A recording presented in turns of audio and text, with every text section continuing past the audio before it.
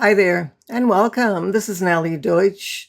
Today I'm going to show you how to copy a Google Doc such as this WebQuest template in a few easy steps so that you can use it and reuse it, copy it, and do whatever you want with it.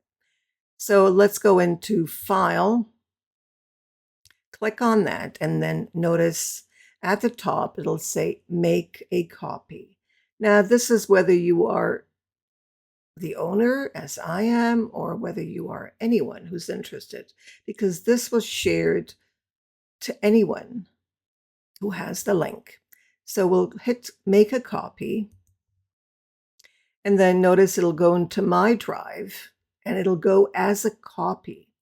What I'm going to do is I'm going to change it so that it's no longer a copy of the WebQuest template, but it's the name of my WebQuest. And my WebQuest is running for your life, which is a WebQuest that I created.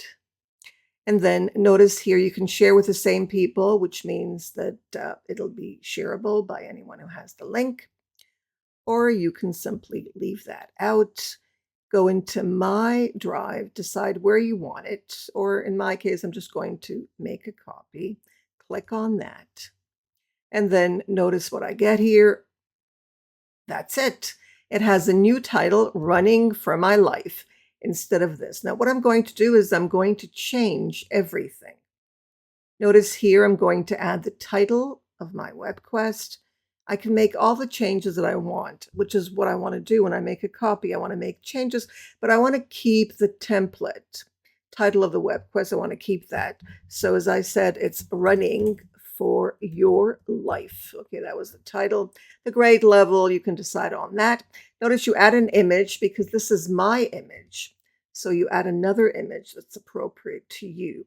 And then you're going to be filling in the information as you go by taking a look at the template and then adding your information according to your WebQuest. Now, that wasn't the point of this presentation.